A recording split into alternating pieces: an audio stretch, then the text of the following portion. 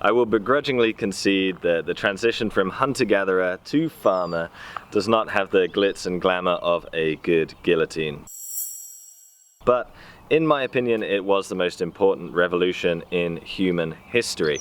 Fortunately, you can judge that for yourselves because 19 other YouTubers have made a big collab talking all about different revolutions. It's the pinned comment, check it out. Trust me, mine is the most important. Sorry everyone else.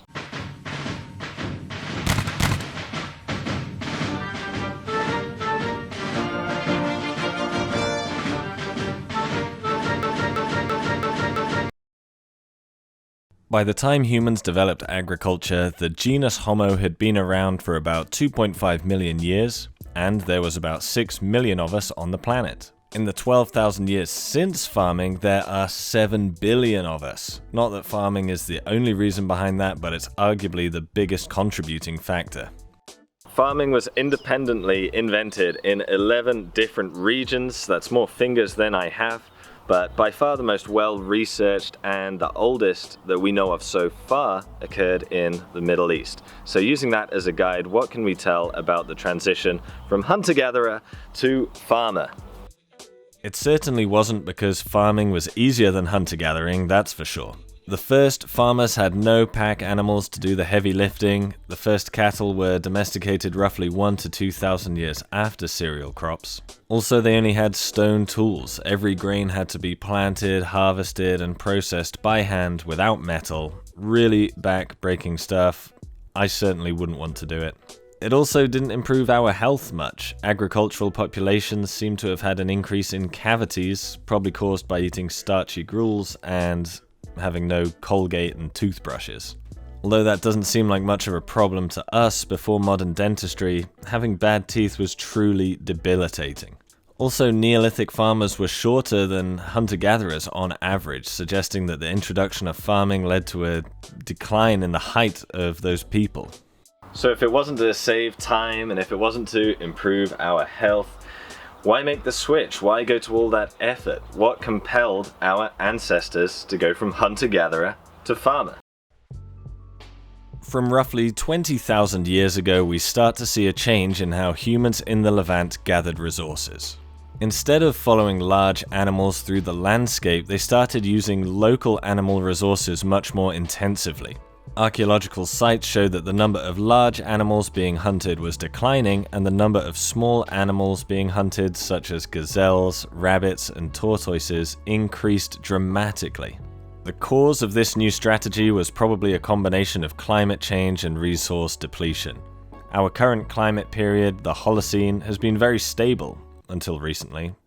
#Green New Deal. However, the preceding epoch, the Pleistocene, was not only colder and drier but much more variable. Overhunting and climate change will no doubt affect the animal population, and it seems that humans responded to this by using resources that reproduced more sustainably and regularly.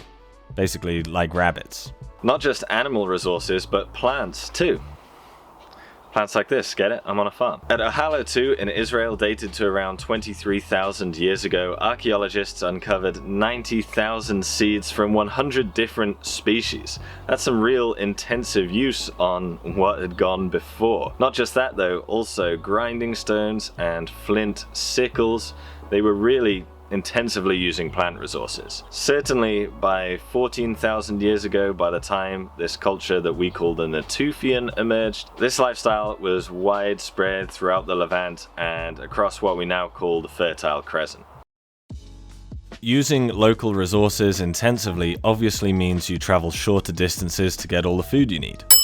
By 14,000 years ago, humans in the Fertile Crescent were living sedentary, or at least semi-sedentary lives. We can tell this from different animal and plant remains in archaeological layers that suggest that they were there all year round, as well as seeing the first signs of stone architecture, which you presumably would not make if you were going to leave the site. Now, something interesting happens to humans when we stop living a nomadic way of life. We have more children, a lot more, double the amount. This phenomenon is widely documented in both past and present communities that transition to a sedentary way of life. That's because being a woman and a nomadic hunter-gatherer is really tough going. Physically having to lug around your children puts a limit on how many youngsters you can have.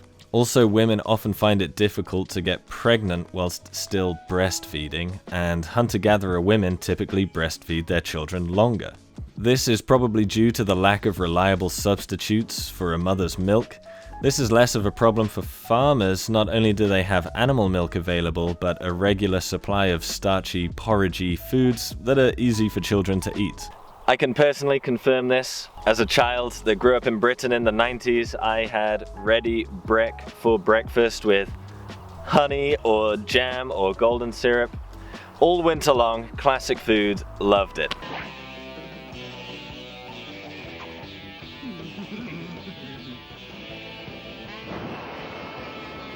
How's that relatable to what you're saying?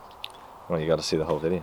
I'm talking about porridge and oats and things. Based on the increase in the size and frequency of settlements and the increasing numbers of young bodies found in cemeteries, archaeologists estimate the entire region was undergoing a rapid demographic shift.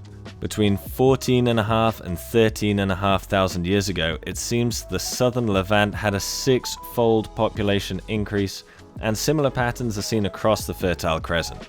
I needed to go into all this detail because around 11,800 years ago, things start to change. This causes some controversy. Some people believe that these rapid changes are evidence of a mysterious lost civilization, of Atlantis, basically, if you will. That's why it pops up out of nowhere.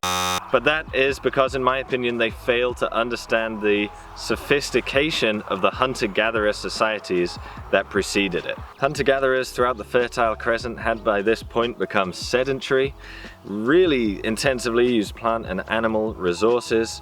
They built stone structures and lived in villages, and they had experienced huge population growth. And they had lived like this for thousands of years. None of these changes appeared out of the blue. It was a really gradual process that had taken 10,000 years. Around 11,800 years ago, the climate became warmer and wetter. It didn't just stay like this for 100 years or 1,000 years. We're still in that same climatic period now, 11,000 years later.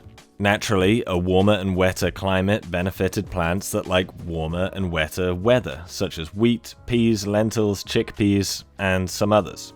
The people of the Levant and the Fertile Crescent abandoned their strategy of using a wide variety of plants and focused on these few species. Plant domestication slowly evolved out of this new specialization. For example, archaeological sites 11,700 years ago show that 22% of the wheat harvested had modern domesticated traits.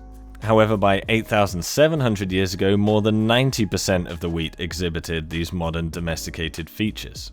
3,000 years is much slower than archaeologists anticipated, and such a slow domestication process suggests that this was not deliberate, but rather that the plants mutually evolved alongside human society, as bit by bit, larger and stronger grains were favored by the farmers. It's also probably the reason farming didn't emerge during the climatically variable Pleistocene. The weather wasn't consistently warm enough for domesticated traits in wild species to evolve. About 500 years after plant domestication had begun, we start to see the domestication of animals.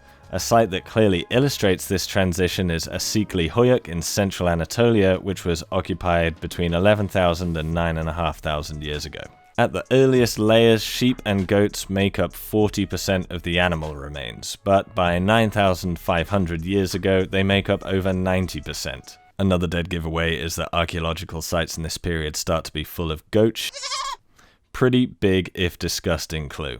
The domestication of animals was probably another byproduct of growing crops and sedentism. As hunters killed all the animals in the area around their houses, they would have been faced with a choice. Hunt across a wider area of land which would leave your crops undefended, or capture some animals and keep them on site.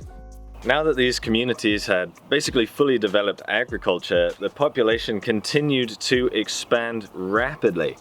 We start to see the emergence of large communal building projects, the most famous of course being Göbekli Tepe may be the most striking example of this architecture, but it is not alone. In various villages across Anatolia, the distinctive T-shaped pillars have been excavated. Another famous site is Wadi Fainan. A large building 22 meters by 19 meters was excavated. It had large stone pillars, probably to support a roof, and benches around the outside which had a form of wave-like decoration made out of mud plaster. These were probably a response to the new social challenges that these groups faced.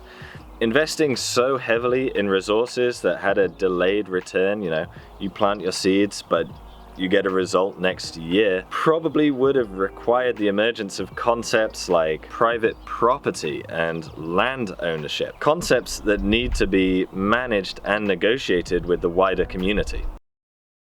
Look at these little ladies. Or men. Or men, maybe. They're probably not men, I don't know. I don't know anything about chickens or farming. I hope I've shown that the transition to agriculture was a really long, drawn-out process. We may not have even been doing it sort of deliberately, just responding to the climate as required, and domestication was really a byproduct of that. In many ways, we'd sort of gotten ourselves stuck in a loop. We started intensively using resources, which means we didn't have to travel far. We could become sedentary, which caused a huge population growth, which then required us to use resources more and more intensively, and so on and so on. This loop continued until we had basically developed agriculture. Fortunately for our Stone Age ancestors, there was plenty of sparsely populated land occupied by hunter-gatherers for them to expand into. Once farming communities had spread across the world, we had to find some other way to decide who owned what land. Anyway, thanks for watching. Be sure to check out the rest of the collab. In particular, why not check out Mr. Beat's video? He's talking about the singing revolution. And also Epimetheus is talking about the Trung sisters of Vietnam. Pretty cool stuff. My wife's shaking her fist, my Vietnamese wife. I guarantee you their videos are more interesting than mine. Thanks for watching. Skilly-doo, I'm gonna play with the chickens. See ya. Oh my god.